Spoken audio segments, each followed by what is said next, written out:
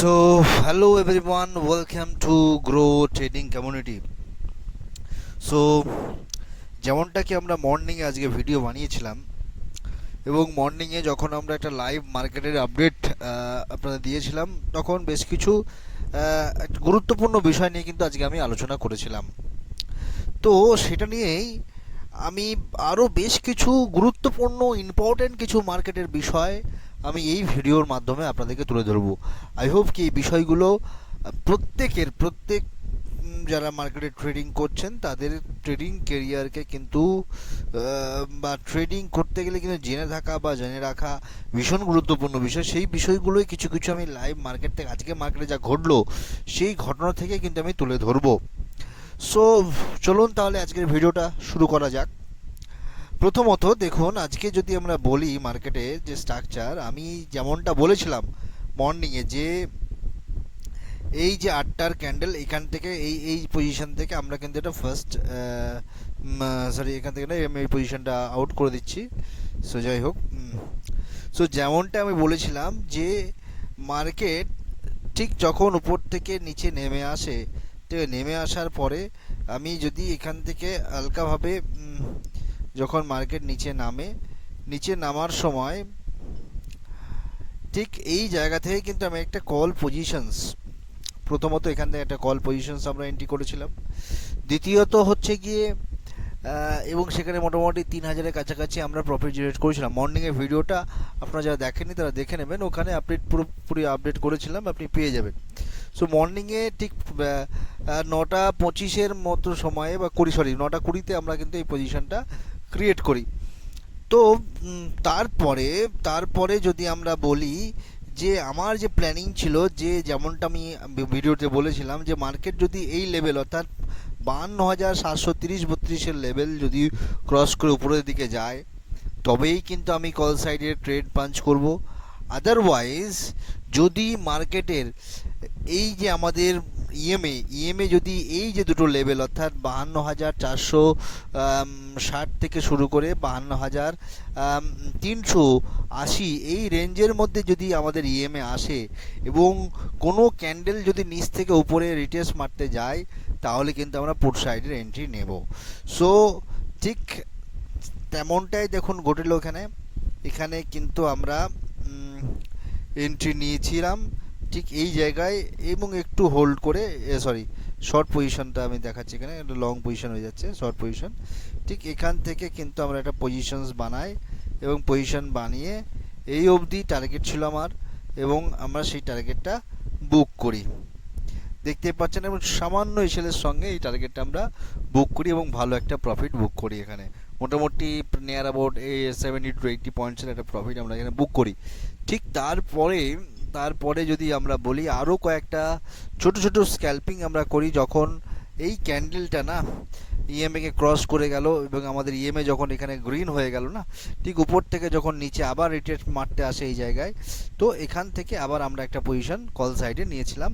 ঠিক এই জায়গায় যদি আমি একটা কল সাইডের পজিশন নিয়ে দেখাই, ঠিক এখান থেকে আবার একটা কল সাইডের পজিশনস কিন্তু নিয়েছিলাম। খুব ছোট স্ক্যাল্পিং করেছিলাম এখানে, খুব শর্ট এটা স্ক্যাল্পিং করি। আবার একটা স্ক্যাল্পিং ঠিক এই ক্যান্ডেলটাতে করেছিলাম এই জায়গায়, বড় একটা স্ক্যাল্পিং, বড় না এটা, মোটামুটি আমরা খুব সামান্যই পয়েন্ট ক্যাপচার করি, বেশি একটা পয়েন্ট ক্যাপচার এখানেও করতে পারেনি। তো ব্যাস এখানেই মার্কেটটা কয়েকটা মোটামুটি আজকে 4খানা ট্রেড পাঞ্চ করেছিলাম, 4টে ট্রেড নিয়ে মার্কেট আজকে ক্লোজ করি। কারণ খুবই ছোট ছোট পয়েন্ট মার্কেটে ক্যাপচার করি। আগেই বলেছি মর্নিং ভিডিও যে আজকে কিন্তু আমরা ছোট ছোট স্ক্যাল্পিং করতে পারি, কিন্তু লং ট্রেড যতক্ষণ না মার্কেট এই যে রেঞ্জ উপরে 52,730-33-এর লেভেল আর নিচে এই যে লেভেল অর্থাৎ 52,290 থেকে 52,250 এই লেভেল যতক্ষণ না মার্কেট ক্রস করে নিচে সাস্টেইন করছে, তার আগে কিন্তু মার্কেটে বড় মুভ কখনোই আমরা এক্সপেক্ট করতে পারি না। কিন্তু হ্যাঁ, যখনই এই যে রেঞ্জটা না, অর্থাৎ এই যে রেঞ্জটা মার্কেট এখন চলছে বর্তমানে মোটামুটিভাবে 480 পয়েন্ট নাগাদ মতো একটা রেঞ্জ কিন্তু মার্কেট তৈরি করেছে। এর মধ্যে মার্কেট কিন্তু ঘোরাঘুরি করছে। যতক্ষণ এই রেঞ্জটাকে কাট আউট করে বা রেঞ্জটাকে ব্রেক করে মার্কেট কোনো এক সাইডে মুভ না করছে, ততক্ষণ পর্যন্ত মার্কেটে কিন্তু বড় মুভ কোনো মতে আমরা এক্সপেক্ট করতে পারি না, বা করাটাও ভুল। এর মাঝে আমাদেরকে ছোট ছোট ছোট ছোট স্ক্যাল্পিং করে করেই আমাদেরকে প্রফিট বুকিং করতে হবে, চলতে হবে। তো আপাতত যেটা সিনারিও, কালকেও সেম তাই।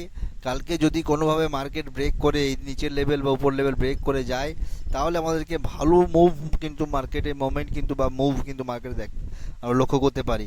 কিন্তু কবে যে এই রেঞ্জটাকে ব্রেক করবে সেটাই হচ্ছে গিয়ে দেখার বিষয়। সেটা কালকেও করতে পারে, পরশুও করতে পারে, বা আবার গোটা সপ্তাহ জুড়ে মার্কেট কিন্তু এই রেঞ্জের মধ্যেও থেকে যেতে পারে। কারণ হচ্ছে গিয়ে আমাদের বাজেট রয়েছে।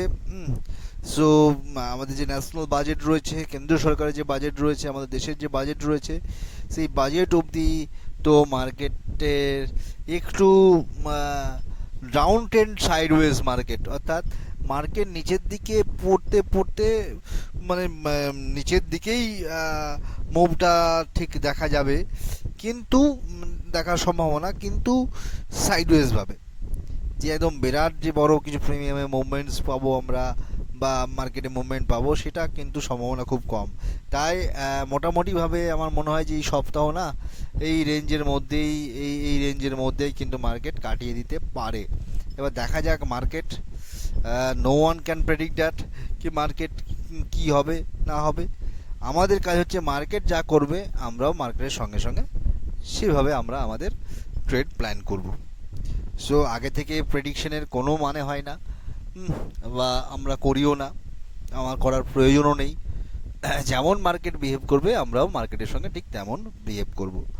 সো আই হোপ কি এই ভিডিওটা আপনাদেরকে অনেকটা হেল্প করবে। আর আজকে যদি বলি শেষমেশ অর্থাৎ মার্কেট এন্ড হওয়া অবধি আমাদের যে পিএনএল ছিল, পিএনএলটা এই যে দেখতে পাচ্ছেন এখানে, আমি একবার শো করে দিচ্ছি, এই যে 16,268 টাকা 25 পয়সা, অর্থাৎ এই হচ্ছে আমাদের আজকের গেইন, আজকে total gain, total positional P&L, এটা হচ্ছে আমাদের আজকের গেইন। সো যাই হোক, আই হোপ কি আপনারা অনেক ইম্পর্টেন্ট কিছু বিষয় ভিডিও থেকে পেলেন, জানতে পারলেন, এবং আগামী দিনেও দেখা যাবে আগামীকাল মার্কেট কেমন বিহেভ করে। আমি ভিডিও বানাবো কালকেও। সো আজকের মতো এটুকুই, ধন্যবাদ।